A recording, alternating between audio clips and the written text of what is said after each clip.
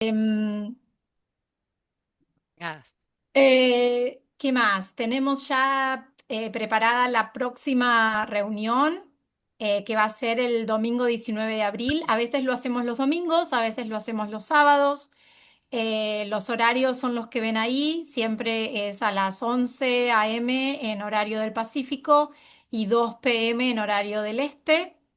Con todos los usos horarios, tenemos varias personas que se nos suman de diferentes lados del mundo. ujú. Y el próximo libro va a ser, habíamos dicho, Violeta, habíamos dicho, ¿verdad? ¿Verdad, Gaby? Como no me Tú confirmaste, dime. no quise poner la imagen, Sí, pero sí, creo que me habías sí. dicho que sí y me encanta. Sí, sí, hicimos una votación. Para los que no saben, hacemos votaciones de las personas que somos asiduas al club. Votamos cada 3 o 4 meses, elegimos los 3 o 4 más votados, libros más votados, y esta última votación la hicimos justamente la semana pasada, terminó el jueves. Tenemos más o menos una semana para votar, y esta vez por el mes de la historia de la mujer o el Día de la Mujer decidí poner 10 diferentes libros, todos escritos por autoras latinoamericanas y ibéricas. Em, entonces salió el más votado con el 50% de los votos, que quiero encontrar aquí los resultados. Eh, Violeta de Isabel Allende, con el 50% de los votos, y después hay tres más que le siguieron muy de cerquita, pero bueno, el próximo libro va a ser Violeta de Isabel Allende. Y tenemos varios ya elegidos para mayo, junio y probablemente julio. Y para ¿Cómo se quienes ya deletrea el conocen, apellido? perdón, ¿Cómo se deletrea el apellido? Ahora lo De- escribo si quieren en el chat. Ah, Pongo el gracias. nombre y ahí está. y para quienes ya participan en el club de lectura, un cambio que vamos a tratar de introducir este año es anunciar los libros, al menos los tres próximos libros, no sé si será posible, Ana, pero creo que sí, lo estuvimos conversando, con anticipación para que Sí, tengan más tiempo y también las fechas, porque no siempre es un domingo, sino que a veces también lo hacemos un sábado, es y para verdad. que, Si quieren ya mismo les puedo decir los próximos libros porque tengo las votaciones. El gracias. siguiente es La costurera de Chanel, de Wendy Guerra, de Ujú. Cuba. Y las otras dos, que fue un empate con el 32% de los votos: Limpia, de Alia Trabuco Serán, también de Chile, y Los abismos, de Pilar Quintana, de Colombia. Fantástico. Muchas gracias, Ana. Y los vamos a publicar en el sitio web de la división, así que estén atentos. En realidad, la inscripción se hace por mes, pero sí van a saber qué libros vamos a ir leyendo los próximos 3 meses. Esa es la idea, como para que puedan organizarse mejor y también con respecto a las fechas. Bueno, nada más, Ana. Entonces, ya estamos. Nada Gracias. más. Y además quiero, dentro de las organizadoras, quiero agradecer a Paloma y a Lita, que también fueron colaboradoras y estuvieron participando en todas las reuniones con las invitadas, así que gracias a ambas por esta participación y esta colaboración tan importante para todos. El Día de la Mujer, como ustedes saben, no es solo una oportunidad para recordar la historia, sino también para reconocer los avances logrados y al mismo tiempo para reflexionar sobre los desafíos que aún existen para la mujer. Y es un momento para que valoremos las contribuciones de las mujeres en todos los ámbitos de la sociedad y reafirmemos nuestro compromiso con la igualdad, el respeto y la inclusión. Este conversatorio busca justamente eso, abrir un espacio de diálogo donde podamos compartir ideas, escuchar historias inspiradoras y aprender unas de otras. Antes de continuar con nuestro programa, quiero anunciar un webinario que va a haber en la división, que va a ser el primer webinario del año, perdón, de inteligencia artificial, métricas de claridad y criterio humano en la traducción texto. Va a ser impartido por Valeria Colela. La inscripción es gratuita, por supuesto, para todos los miembros de la división. Este webinario va a ser el sábado 21 de marzo a las 10 de la mañana, hora del Pacífico, 1 p.m. hora del Este y 2 p.m. hora de Argentina. Y por Zoom. Así que ya está abierta la inscripción, tienen que visitar el sitio web para poder inscribirse.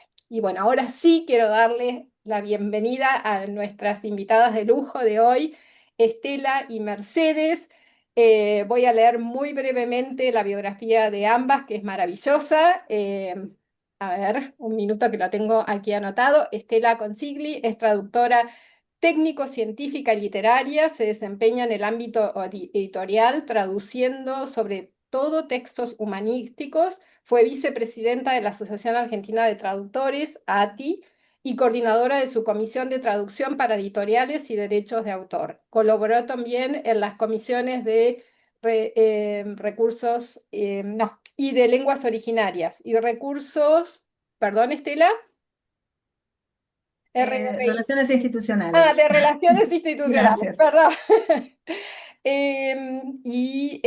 Fue cofundadora de la Escuela de Otoño de Traducción Literaria Lucila Cardone 2015 e integrante del equipo de coordinación general hasta el 2021. Participó en la fundación y organización de Alitral en el 2017, así como en la redacción de los proyectos de Ley para la Protección de Derechos de Autor de los Traductores de 2013 y 2015 en Argentina.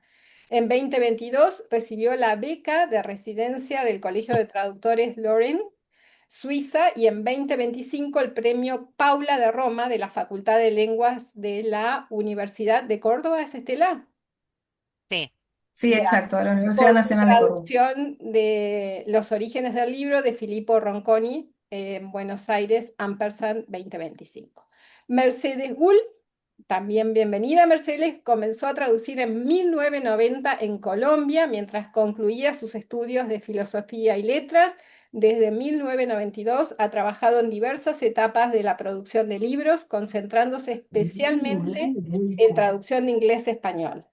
Tras graduarse de una maestría en estudios de traducción, comenzó a enseñar traducción en programas de pregrado y posgrado en universidades colombianas, combinando la docencia con el ejercicio de la traducción como freelancer. Al emigrar a México, siguió enseñando en programas de maestría y ha ofrecido talleres y conferencias en congresos de Colombia, México y los Estados Unidos. Ha impartido cursos y conferencias virtuales para universidades y asociaciones en Estados Unidos, España, Colombia y Chile. ¡Wow!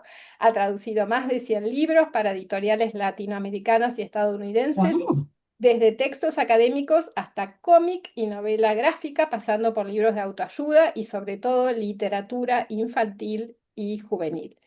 Además, Mercedes es miembro de la ATA, la OMT y la ACTTI, que sería, perdón que no verifiqué todas estas siglas, que nos puedes contar qué asociación es.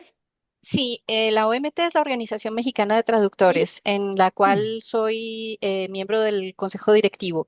Y la otra es la Asociación Colombiana de Traductores, Terminólogos e Intérpretes. Yo soy colombiana y mexicana, y allá también soy miembro del Consejo Directivo. Muchas gracias. Bueno, bienvenidas a ambas. Es un lujo que estén aquí con ustedes y gracias a todos por acompañarnos. Adelante, Ana y Alita, con las preguntas.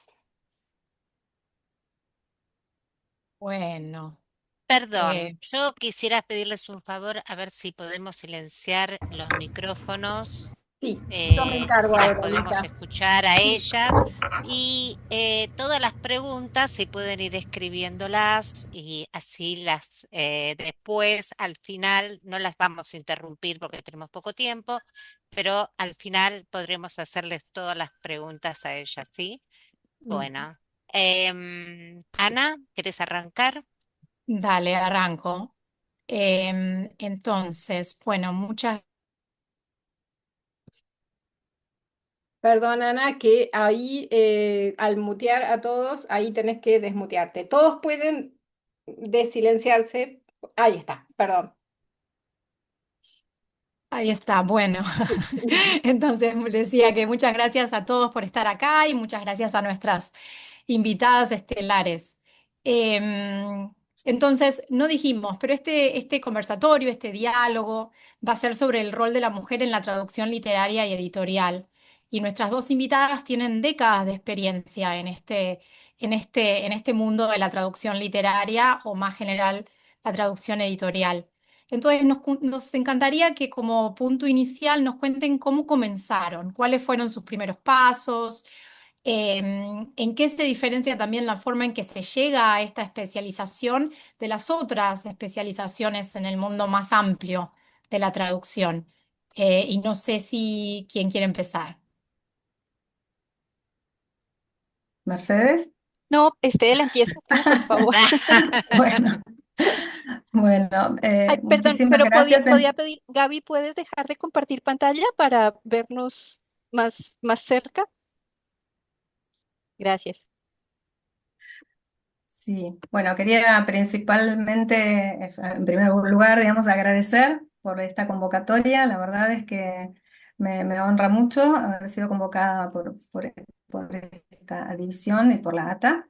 Y una alegría poder compartir este lindo grupo de mujeres, estar con mis colegas. Y bueno, para hablar de algo que realmente me parece súper importante, digamos, porque se habla poco y nos moviliza mucho, ¿no? De estos temas. De la mujer en la traducción editorial, en el mundo de la traducción editorial. Eh, bueno, la verdad es que, o sea, en mi caso, digamos, personalmente tardé desde que me recibí de traductora en el Instituto de Enseñanza en Lenguas Vivas Juan Ramón Fernández, aquí en Buenos Aires. Empecé, por supuesto, a traducir en lo que surgiera, como creo que empezamos todos. Y bueno, tardé 10 años en lograr entrar a trabajar con una editorial, digamos, que era mi sueño desde que estaba en los últimos años de la carrera. Pero bueno, lo tenía muy claro, quería entrar a traducir libros, a traducir literatura y eh, me gustaron siempre las ciencias humanas. Hice algunos años de universidad en sociología, porque siempre me gustó, y me fui especializando. La vida, el trabajo me fue llevando por esos géneros. eh, y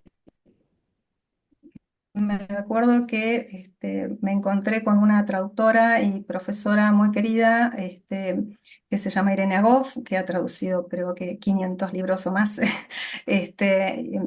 Bueno, me especialicé con ella, estuve más de un año trabajando las dos solas, digamos, como un curso muy exclusivo que ella me dio.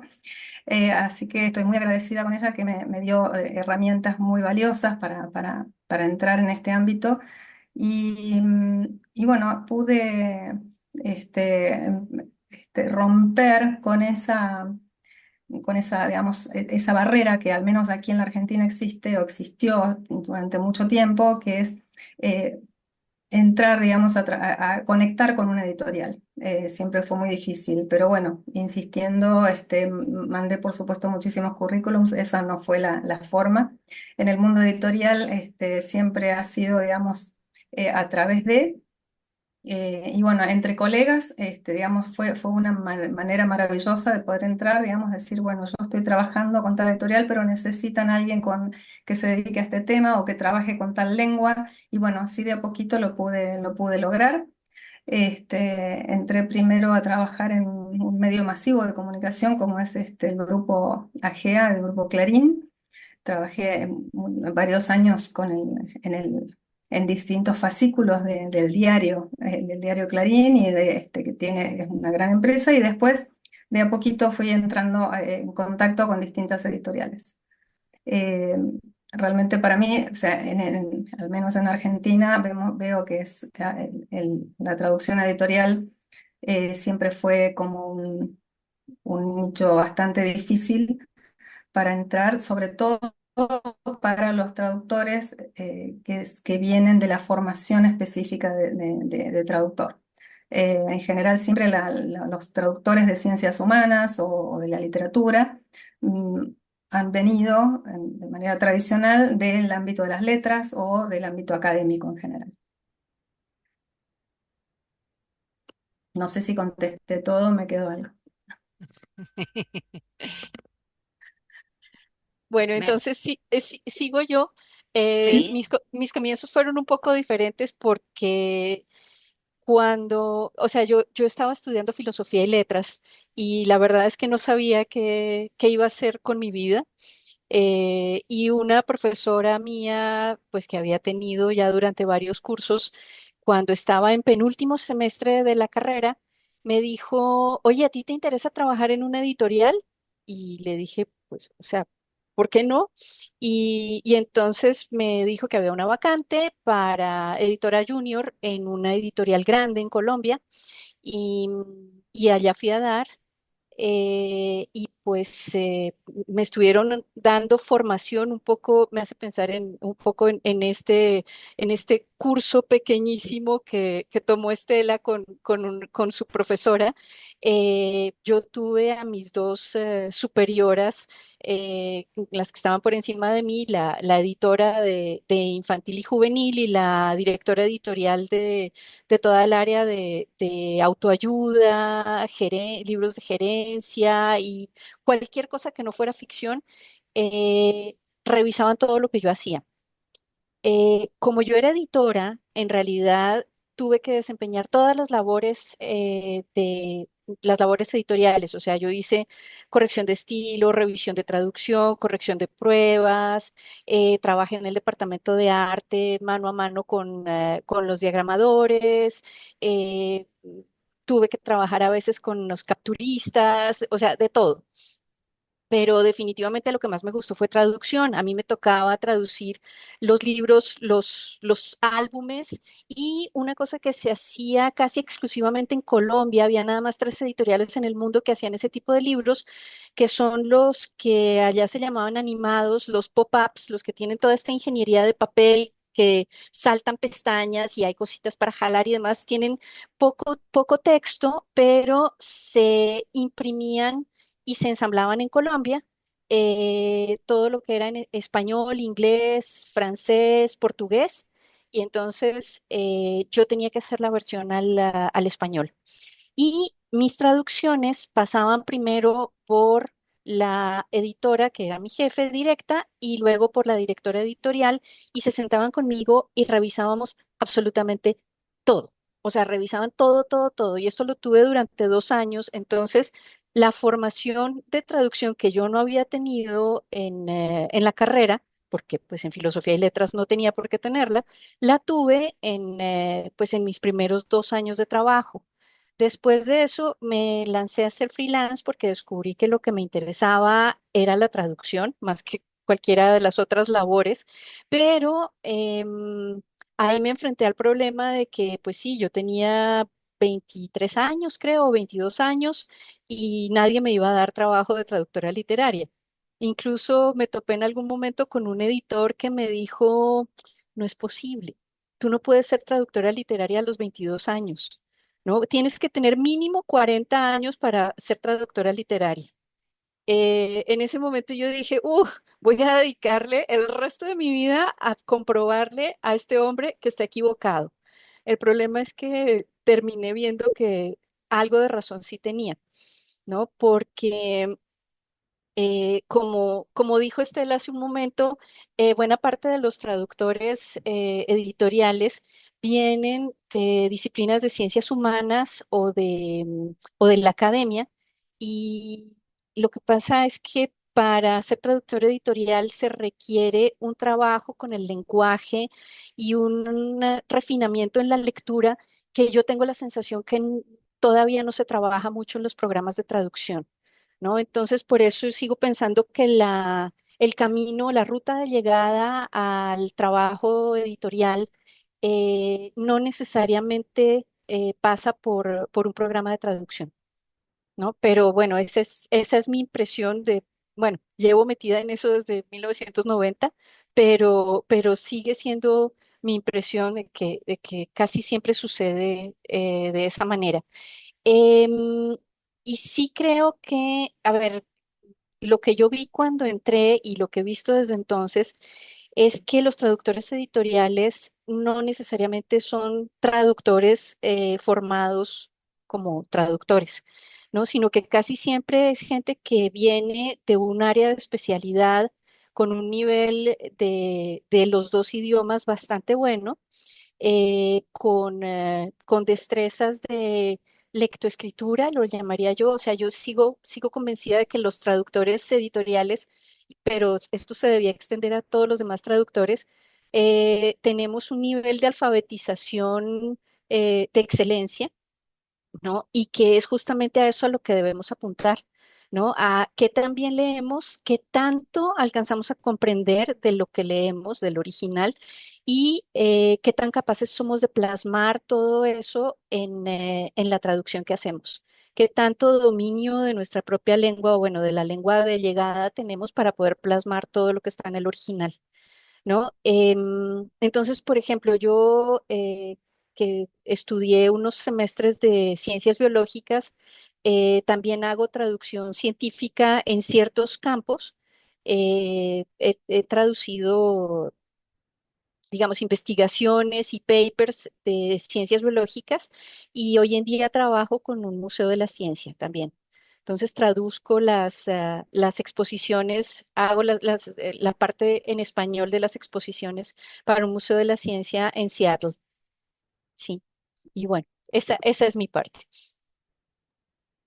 Ok, lo que comentabas recién, Mercedes, me hacía acordar con el comentario que te hicieron que a los 22, 23 años no podías ser traductora editorial. Me hacía acordar un poco al rechazo de María Moliner, ¿no? De salvando las distancias y salvando, bueno, los temas, pero de alguna manera, como vos, que no sé si te lo dijeron desde la condición de mujer o desde la condición de tu edad, ¿no? Y de la experiencia. ¿O Yo fue creo un que las dos combo? cosas, Alita. Yo creo que un combo, porque además este editor en particular es un tipo terriblemente machista, ¿no? Ah, ok. Terriblemente machista. O sea, he seguido trabajando con él y digamos que he logrado ganarme cierto nivel de respeto. Pero sí, mirando en retrospectiva, claro, si yo hubiera sido un muchacho de 22 años y no una chica de 22 años, probablemente hubiera dicho, sí, ven, te acojo bajo mi ala y yo te ayudo a seguir adelante. Pero conociéndolo, tal vez él no estaba muy seguro de que yo pudiera verdaderamente hacer algo. Sí, por ser mujer. Ujú. Bueno, y en línea con ese comentario, desde la perspectiva tanto de Estela como tuya, la que conteste primero o las dos, desde la perspectiva de ustedes, ¿qué rol tiene la mujer en el mundo de la traducción literaria y editorial actual, ¿no? ¿Cómo se visualiza o no se visualiza el rol de la mujer en este sentido? Estela, Estela. ¿quieres seguir? Sí, sí, sí. Este, creo que, o sea, la traducción editorial en general siempre estuvo, digamos, representada por los hombres, ¿no? Por los traductores en forma general, como más visible. Pero las traductoras eh, mujeres en la historia de libros, o sea, en el ámbito editorial del libro, desde las primeras concepciones de lo que puede ser ahora un libro, o sea, son muchas, hay muchísimas, digamos, ¿no? Sí, sí, bueno, lo habíamos conversado la otra vez, pensando en las mujeres que ayudaron a San Jerónimo a traducir la Biblia, ¿no? Desde ahí, incluso seguramente si podemos, o sea, hay que investigar un poquito más antes, pero también hubo antes de eso. Pero bueno, el grupo de traductoras que trabajó, digamos, que ayudó a San Jerónimo a traducir la Biblia, eh, fue muy importante. Están sus nombres, ¿no? Se están revalorizando ahora. Justamente Paula, ¿no? Paula, Marcela y otras más. Eh, Eustaquia, Paula, Estaquia, sí. Eustaquia, Paula. Eh, sí, eran cinco o seis muy importantes en digamos, como el apoyo que hicieron. O sea, eran mujeres muy cultas que rodearon a San Jerónimo, ofrecieron su ayuda, lo financiaron su trabajo durante años, porque eran de la alta sociedad, tenían con qué, y sabían varios idiomas, y bueno, fueron muy, muy importantes en ese rol. Y bueno, de ahí en más, en la historia, en el medioevo, en el Renacimiento y en la Edad Moderna, siempre hubo mujeres muy importantes en el ámbito de la traducción, pero por supuesto muchas veces trabajaban bajo un seudónimo o directamente no ponían su nombre o trabajaban para alguien más. Y fueron pocos los nombres que salieron a la luz y ahora se está reivindicando todo eso, se están haciendo muchos trabajos de investigación al respecto. Pero bueno, o sea, siempre hubo muchas mujeres en la traducción en general y en la traducción editorial también, pero bueno, por una cuestión de civilización occidental, digamos, patriarcal, siempre los traductores hombres son los que han sido más destacados, premiados, mencionados. Y bueno, de a poco eso se va revirtiendo, ¿no? Porque hay una concientización, digamos, de parte eh, de la acción gremial de muchas asociaciones de traductores. Yo creo que eso tuvo mucho que ver, una concientización tanto de los propios traductores hacia los propios traductores como a los lectores y a los editores. Y bueno, creo que eso está revirtiendo. Bueno, Estela, se cortó la comunicación. Muy No, importante. Yo estoy escuchando bien, ¿eh? A ver, a ver, ahora ahí volviste. está. Ah, Sí, perdón, sí. yo seguí hablando, no sé dónde, hasta dónde me escucharon, perdón. Sí, no sé dónde quedé. No, recién quedaste, Ah, no perdiste ok, mucho, quédate tranquila. ok, entonces le paso la palabra a Mercedes. Bueno, yo, a ver, al menos en el mundo de habla hispana y en lo que son las editoriales que publican en español en los Estados Unidos, yo lo que veo es que la presencia de mujeres en los puestos de trabajo es numerosa. Pero también hay otra cosa que hace que la presencia de las mujeres sea aún más, aún mayor que la de los hombres y está relacionada con el tipo de contrato y la forma de trabajo, porque hoy en día muchas de las editoriales contratan por fuera muchas de las etapas del trabajo editorial. Entonces, se encuentra uno que la corrección de estilo, la diagramación en algunos casos, el cotejo, la corrección de pruebas, todo eso se contrata con freelancers que trabajan por su lado y pues no es sorpresa que las freelancers sean mayoritariamente femeninas, ¿no? O sea, trabajar freelance le permite a uno tener familia, cuidar, si tiene que cuidar a una persona mayor, padres mayores, tías, en fin, todo eso. Entonces, el trabajo, pues el empleo de planta de tiempo completo sería mucho más exigente. Entonces eso hace que haya muchas mujeres desempeñando estas labores de freelance simplemente porque es más sencillo y se acomoda mejor con la forma de vida. Y en esas labores entra la traducción editorial, ¿no? Sin embargo, yo creo que a la hora de mirar la traducción y digamos, la paridad o disparidad entre hombres y mujeres, tiene mucho que ver con determinados nichos.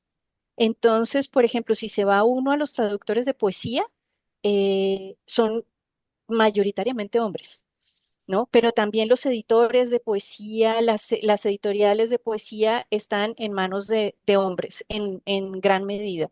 Eh, si se pasa uno a libros de autoayuda, cocina, crianza, autocuidado, todo eso, ahí eso traducen mujeres, ¿no? Y si nos vamos, por ejemplo, a las editoriales universitarias que tienen un perfil completamente distinto, nos encontramos con que no traducen mucho, pero sí traducen. Si estamos hablando de disciplinas de ciencias puras, puede ser que haya una mayoría de traductores hombres. Y si nos vamos a las humanidades, salvo la filosofía, yo creo que es fundamentalmente femenino. ¿No? Entonces se encuentra uno de estas cosas y hay ahí mi nicho particular, que es el de literatura infantil y juvenil, que sí yo diría que el 80% o incluso más, 85%, puede ser que seamos mujeres, ¿no? Ahí también incluyendo autores, o bueno, autoras, ilustradores, etcétera, etcétera, la gran mayoría son mujeres, más que hombres, ¿no? Por lo menos en español. En inglés tal vez no sea tan grande la disparidad, pero sí, o sea, cuando a mí me suele suceder que cuando es el Women in Translation Month en el mes de agosto, y entonces preguntan, bueno, ¿quién está traduciendo mujeres? Porque es que casi nadie, no se publican mujeres en traducción, y yo digo, yo lo que traduzco son mujeres, o sea, todos son mujeres, ¿no? Entonces es un nicho muy, muy, muy particular. Em, pero claro, y también cuando va uno a ver en las editoriales, las mujeres casi nunca están en los puestos más altos, ¿no? Hay ese dichoso techo de vidrio del que se habla. Y claro, siempre hay unas honrosas excepciones. Entonces, por ejemplo, la directora editorial de la división de literatura de Penguin Random House, o sea, un súper multigrupo editorial en España, es una mujer. ¿No? Y es colombiana, que eso también es una cosa muy complicada porque, por ejemplo, para mujeres latinoamericanas, lograr trabajar con editoriales españolas es especialmente difícil, ¿no? Pero bueno, esta mujer, Pilar Reyes, allá está de directora editorial desde hace, pues yo creo que casi 10 años. Entonces, Bien. mejor, hay de todo, ¿no? Es difícil, hay mujeres que se cuelan por un intersticio y logran llegar muy alto. Y, y pues creo, ahí me gustaría añadir una cosa más, y es que yo creo que hay una diferencia grande entre si la traductora llega a una editorial a convencer a la editorial de que publiquen un libro que ella quiere traducir o que ya está traduciendo, o si es la editorial la que busca un traductor. Porque en ese caso, cuando uno ya, digamos, cuando el Mm, traductor llega con una recomendación, los editores no tienen mucho problema en si es hombre o mujer, con tal de que venga con recomendación y lo buscan para traducir un libro concreto. Mientras que si tenemos una traductora que llega a proponer un libro a una editorial y un traductor que llega a proponer un libro a una editorial, puede ser que ahí sí haya algún sesgo de algún tipo, ¿no? mm. Sí, se confía más en el ojo de los hombres de los lectores hombres que que de las lectoras mujeres. Yo quisiera agregar a lo que Sí. dice Mercedes, digamos, mi visión desde aquí, desde Argentina, eh, con respecto a la cantidad de editoriales conducidas por mujeres. En los últimos años han surgido muchísimas editoriales nuevas, pequeñas y no tan pequeñas, medianas, que ya vienen con un gran recorrido, muchas que están coordinadas, digamos, dirigidas por mujeres, y creo que tiene que ver con este auge, digamos, del que habíamos estado hablando en otra ocasión, eh, que es el auge de las autoras mujeres en Latinoamérica y de las traductoras también. O sea, acá, por lo menos en Argentina, con cada feria del libro que hay, o sea, ferias de editores sobre todo, o sea, pequeñas, digamos, cuando hay más contacto entre el editor y el lector, hay muchas más y se está dando a conocer muchas mujeres, tanto autoras como traductoras y editoras, que a mí la verdad que me sorprende gratamente. Sí, ahí yo estoy de acuerdo contigo. Yo tengo la sensación de que estamos en medio de un giro muy interesante, ¿no? Me pasó hace un par de años, se publicó en Colombia un libro a cargo de dos estudiosas de la edición en Colombia, y es un libro se llama Ellas Editan, sobre editoras colombianas, y la gran mayoría de ellas lo que han hecho es montar su propia editorial. ¿No? En vista de que no había espacio para trabajar en llave con un editor, ¿no? Y pues sí hay una, digamos, una apertura mucho más grande. Hay también hay algo importante, hay algo importante para las traductoras y es que para nosotros es mucho más fácil crear una buena relación de trabajo con una editora y de ahí para adelante tener un libro tras otro, tras otro, tras otro. Yo lo que les digo a mis estudiantes es que en realidad uno como traductor no trabaja con la editorial, uno trabaja con un editor o una editora. Y a mí me suele pasar que puede ser que mi editor se vaya para otra editorial, pero yo sigo trabajando con el editor, ¿no? Claro. Y puede ser que deje de trabajar con la editorial que dejó, pero uno sigue con el editor porque en realidad es pues con quien tiene todo su nexo y trabaja bien y conoce el trabajo de uno y demás. Sí, también para como terminar este bloquecito, también hay temas que quizás son más temas de mujeres que han sido tomados por editoras mujeres que no, a lo mejor no tenían cabida en editoriales o no recibían respuesta y crearon su propio editor, su propia editorial, como es el caso de Ethos, ¿no? Que es traductora también y bueno, nos llevaría más tiempo entrar en esto. Pero bueno, Ana, ¿querés Sí. seguir, continuar? Sí, sí, por favor, yo quería justo, estuvieron ustedes tocando este giro que mencionaban, ¿no? Este giro de más visualización para las traductoras mujeres, para las autoras y por lo tanto editoras, traductoras, es como que lleva toda una... Entonces, con esto un poquito en mente, ¿cómo ven ustedes con estos años que tienen 20 años o más, 30 años de experiencia? ¿Qué creen que cambió? En el mundo de la traducción editorial, desde sus inicios hasta hoy, quizá un poquito hablando los derechos, quizá del traductor, que hace unos años casi ni se hablaba. ¿Cómo ha evolucionado nuestra profesión en este nicho específico que tienen ustedes? Eh, yo personalmente, digamos, puedo aportar, digamos, como siempre desde aquí, desde mi experiencia. En Argentina, y yo veo también que en España y en algunos países de Europa se amplió muchísimo el reconocimiento de los derechos de los traductores y de las traductoras en general en estos últimos años, porque hubo un trabajo, como dije antes, de concientización muy grande en los últimos 20 años, digamos, en- tanto en Francia como en España, como en Alemania, a partir del trabajo gremial de las asociaciones de traductores, ¿no? Hablando específicamente de traducción y de traducción editorial también. El derecho de autor, digamos, sobre las obras que se publican, digamos, que es importante mencionar esto, eh, se fue como hablando cada vez más del tema, se fue concientizando y yo creo que va a seguir ampliándose esta visibilización de los traductores en general y de las traductoras mujeres.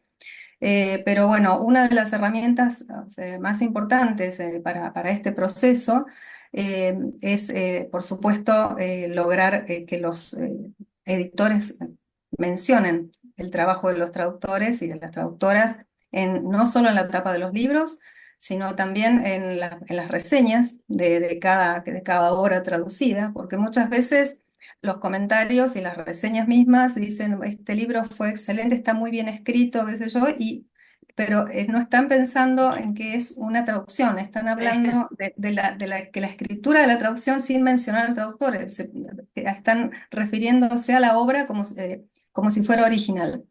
Entonces, mencionar en las reseñas para mí es muy importante, en los catálogos de las editoriales, en los catálogos de las bibliotecas. Esto es algo que yo siempre he demandado, digamos, voy a una biblioteca y me pongo a buscar en catálogos, siempre algún comentario pongo, digo, será una semillita que en algún momento va a brotar, digo, no, en este catálogo tendrían que estar los nombres de los traductores, y eso no existe. Eh, y también, por supuesto, confección y la firma de los contratos de traducción, que, o sea, todavía sé que hay algunos países, algunos ámbitos donde el contrato el contrato de traducción no es de costumbre, no es de uso. Acá hemos logrado que esto se revierta, digamos, bastante, pero es importantísimo que en el contrato que se firme y que estén esas cláusulas de visibilización, más allá de que, por supuesto, gane la mujer tanto como el hombre, que las tarifas sean dignas, las condiciones de trabajo, los plazos. También es importante que que firmar esos contratos y que las cláusulas digan, digamos, mencionen esto de que hay que mencionar al traductor en la tapa de los libros, en las reseñas y en los catálogos. Son herramientas que están extendiéndose, y creo que eso ayuda a que seamos que vamos en un camino positivo, Bueno, digamos. gracias.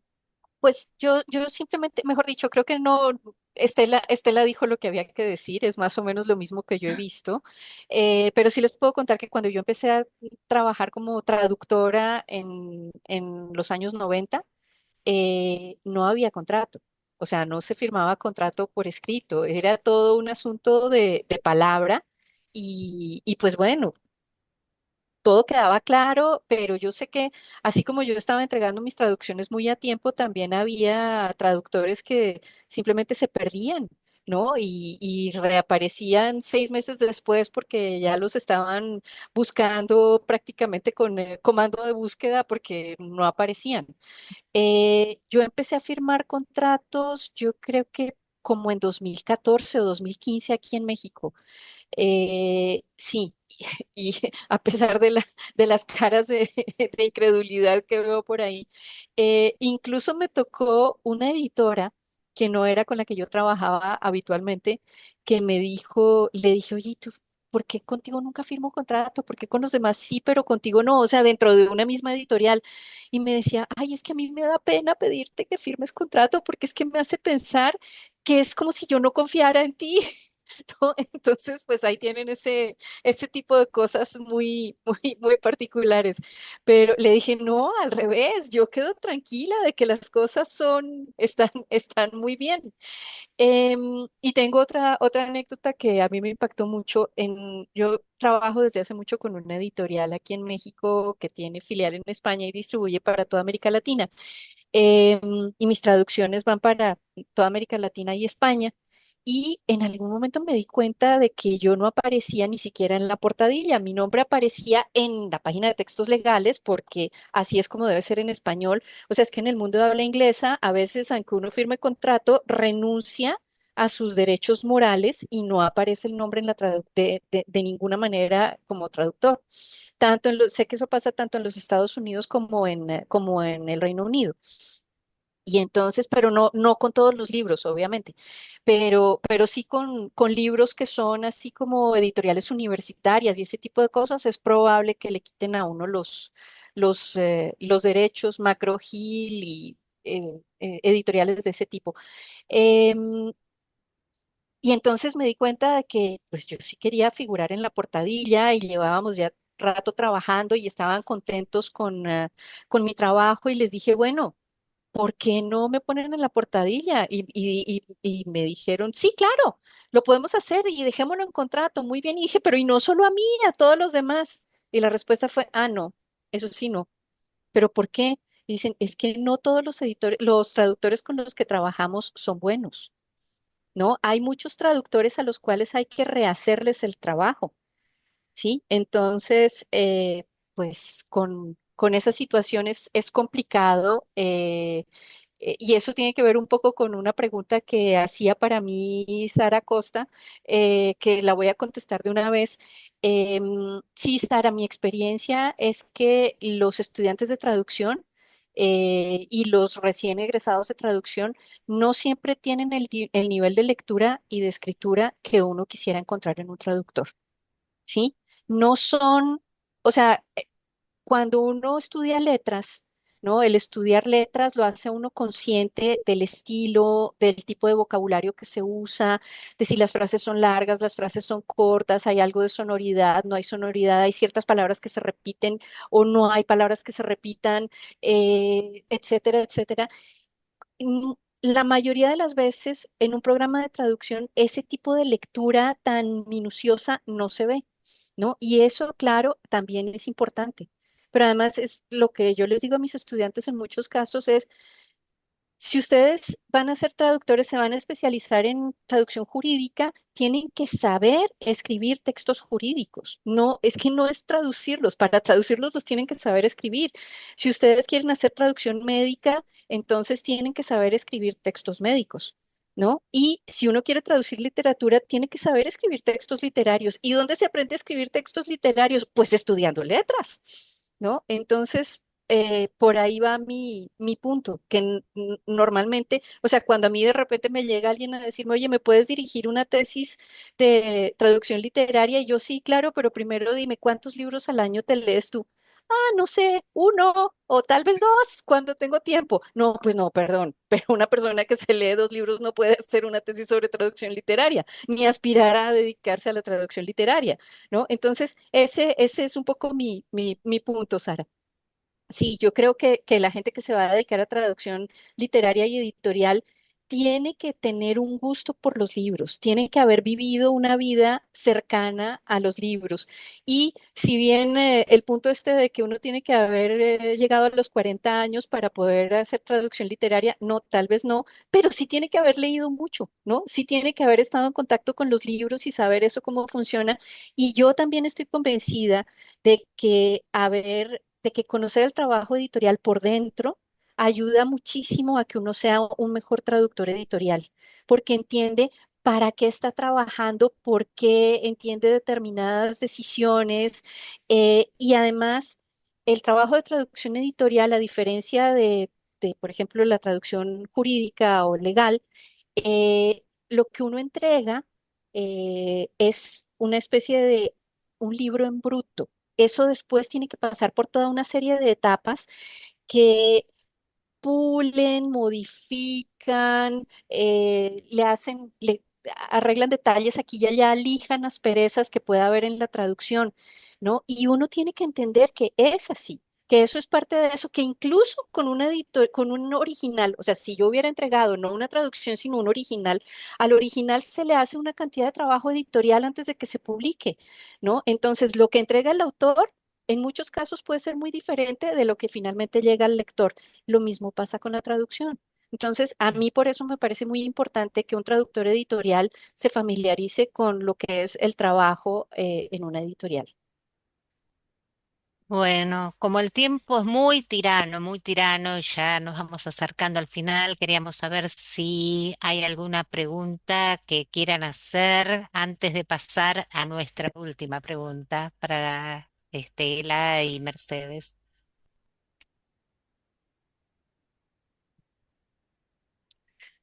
Se nos pasó la hora como si Ya. fueran 5 minutos. Exacto, sí, sí. Bueno, a ver, chicas, les Oh, preguntamos para ahí concluir, ¿no? no, para Alita, que tenemos una Ah, pregunta. uy, Tomás, sí. ¿Querés leer la paloma o vos, Sí, Ana? sí, Paloma. No, Paloma, Paloma. Dale, no la voy a pegar porque la estoy leyendo. ¿Creen que las mujeres en literatura deben enfocarse más en dominar las formas tradicionales? Una situación en que la innovación es el enfoque de los temas, en los temas femeninos. ¿O hay que también crear nuevas formas que sean más puramente femeninas? Con respecto a la segunda forma de progreso, pienso en el trabajo conceptual que Miguel de Unamuno hizo en crear la novela En Niebla. Y también como Rachel Cusk hoy en día siempre está hablando sobre la posibilidad y necesidad de crear y defender la literatura femenina. Pues al fin la pregunta ¿es la primera situación suficiente o las mujeres también necesitan ir más allá?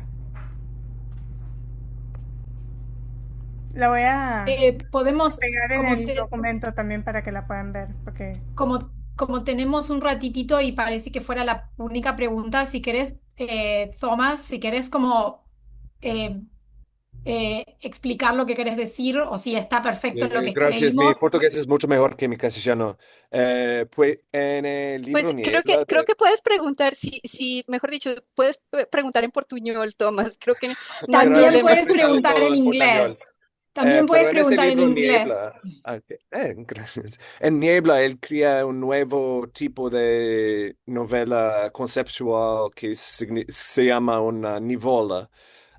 Es un ejemplo de cómo se puede innovar la forma de romance de la novela a tener ciertas calidades más allá, o como también se puede pensar en cómo las mujeres pueden crear formas completamente hasta más diferentes, pero mismo así literarias. Solo estaba pensando para ustedes que trabajan en la industria y han trabajado por décadas, ¿cómo sería más progreso para mujeres en literatura? No solo en como el área de traducción en que trabajamos, pero pensando más ampliamente en cómo la industria de que hacemos parte, cómo sería el progreso, más como más representación o una cosa más drástica y creativa. Mercedes, ¿quieres empezar vos? Sí, Eh, pues mira, a ver, te puedo dar una respuesta. Yo he publicado también unas cuantas textos míos.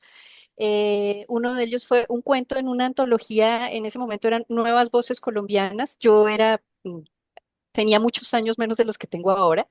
Y entonces era una de las pocas autoras recogidas en esa antología que estaba disponible para, o sea, cuando uno publica un libro, viene una maratón que dura como un mes absolutamente impresionante, en donde lo llaman a uno de programas de radio, de programas de televisión, de blogs, de medios de, o sea, prensa y demás para entrevistas. Y yo era una de las pocas que estaba disponible en ese momento para esto. Y la pregunta, Tomás, ¿tú te consideras un exponente de literatura femenina? Y a mí ese problema de que hubiera una literatura femenina y una literatura no femenina, tengo que decir que de verdad me hacía hervir la sangre.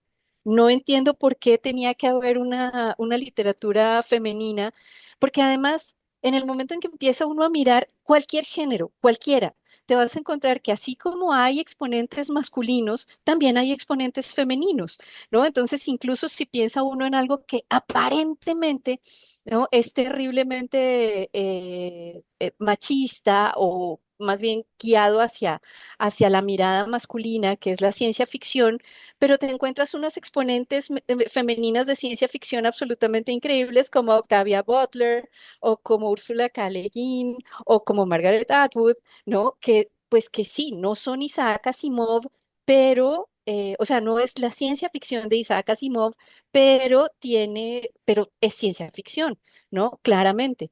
Entonces, yo la verdad no creo que sea necesario crear nuevos géneros, llamémoslo así, o crear necesariamente nuevas formas de un género para las mujeres.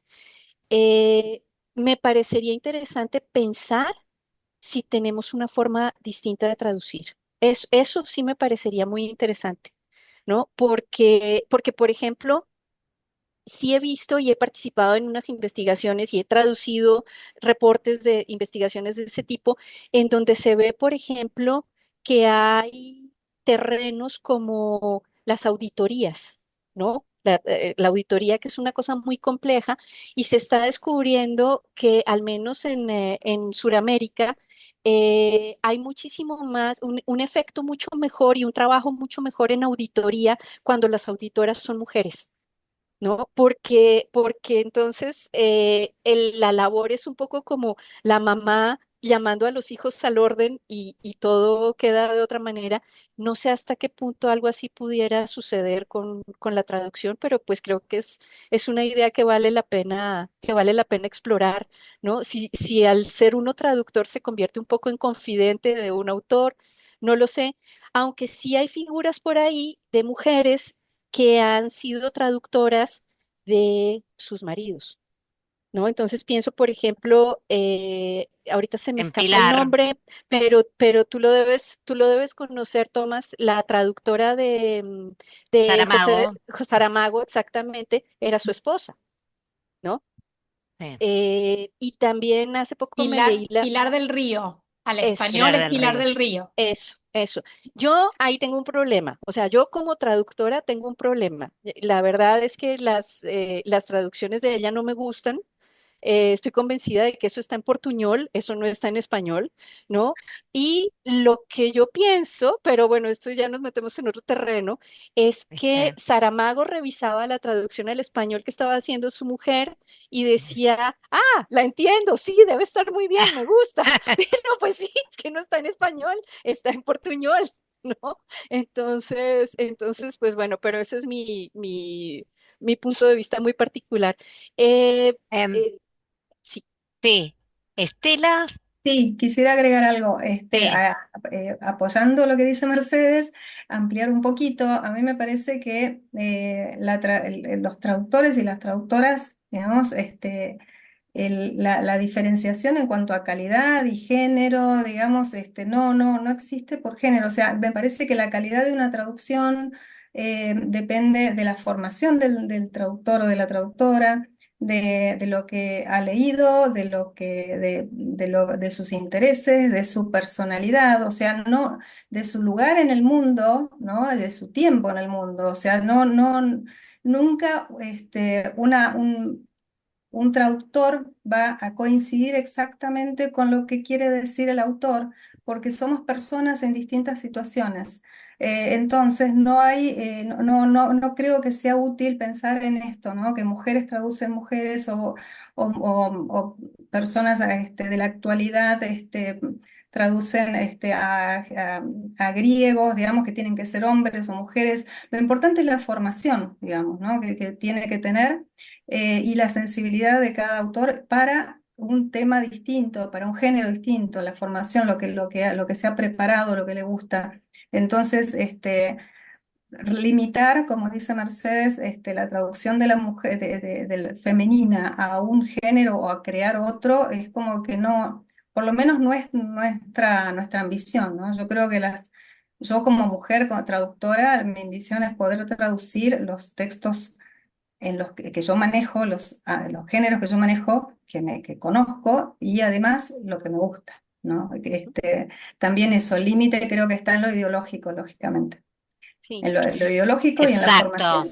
Bueno, sí, exacto. Pero sí, creo que a lo mejor algún sesgo puede haber en el medio, ¿no? Pero bueno, eso ya quedaría para otro conversatorio, ¿no es Sí. cierto, Ana?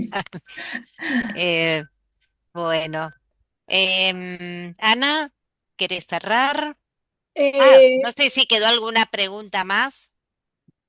Hay dos ¿Algún? preguntas que las puse en la lista. Está una de Salvador y una de Viviana. ¿Se las leo? Si quieren, Sí. podemos hacer estas como en, no sé, 5, a lo sumo 10 minutos y tenemos que cortar para no estirarnos tanto, me parece, ¿no? Chicas, ¿qué Sí, piensan las Sí, organizadoras? sí, sí, por supuesto. sí. yo de hecho tengo una duda, yo vi entrar dos personas a las 4, no sé si es que este Zoom se necesitaba para otra reunión, no sé. No, no, no, no. Es Estás solo muteada, para... Gaby. No, bueno, yo Dale. contesto la primera pregunta. Me dice, Ujú. Sí. ¿traducirían a sus Dale. maridos? Yo creo que no. Creo que no. No, sería habría mucha presión, ¿no? De distinto tipo. Familiar, de género, salvo De que, bueno, yo sea poder, de de poder, poder, por ¿no? supuesto.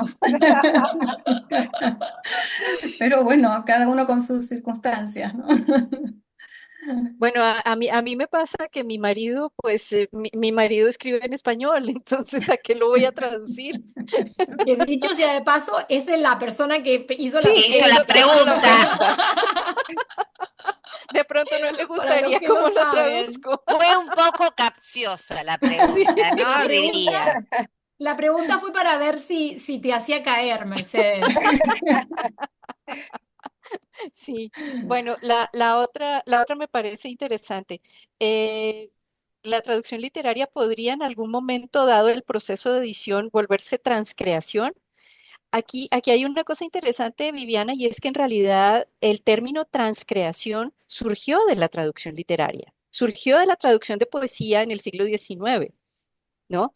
Que traducir poesía, pues es una de esas cosas terriblemente difíciles.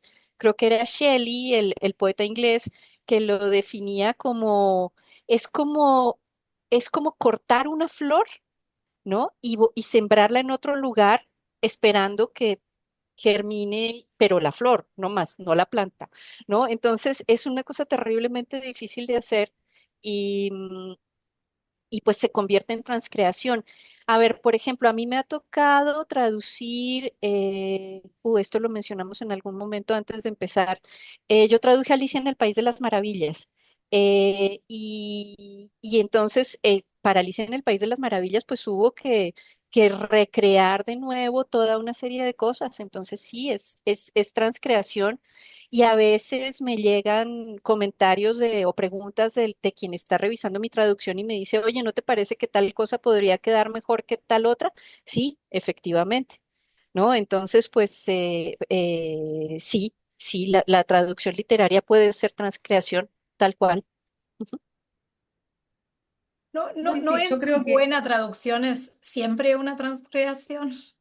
Yo creo que sí, en Sí, todos los géneros, yo creo que en todos sí, los géneros hay transcreación, o sea, la traducción es creación, no sí. es un Exacto, trabajo Yo, exacto.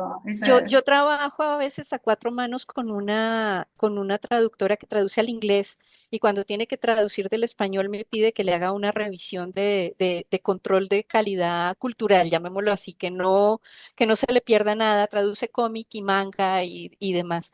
Y ella me dice que normalmente, que ella está convencida que ella lo que hace no es traducir, es localizar. Ella localiza al inglés. ¿No? Nuevamente, sí. Entonces, y sí, pues cuando traduce sus cómics del francés, del italiano, del español o del alemán, localiza el inglés. Sí, entonces, sí, sí, yo estoy de acuerdo. Yo quería mencionar que hubo bastante tiempo cuando yo estaba traduciendo canciones del inglés al español, español al inglés, y ese fue un trabajo bastante enredado, porque tiene que estar en la música, pero con el mismo sentimiento, el mismo sentido. Muy divertido, un desafío grande. Bien. Muy bien. Bueno, creo que ya Bueno, estamos, ¿no? Ah, perdón, Tomás. Última Tomás. pregunta. No, solo estaba diciendo Solo, gracias. solo Chao. adiós. Ah, bueno, no. En nombre de la División de Español, quiero agradecer a nuestras invitadas de lujo porque la verdad que fue muy interesante. Queremos seguir escuchando un poco más de ustedes. Nos quedaríamos mucho tiempo acá, pero pasó la hora rápido. Y a todos los que nos acompañaron, entre ellos está la presidenta de la ATA, Andy Benzo. No sé si Andy querés abrir conectar la pantalla para que nos saquemos una foto todos. Y gracias a Nora también, codirectora del Comité de Desarrollo Profesional de la ATA. Gracias, Nora, por acompañarnos. Y bueno, y principalmente a las organizadoras también que hicieron esto posible. A Lita, a Ana, a Paloma y a Mila que también colaboró en esto. Gracias a todos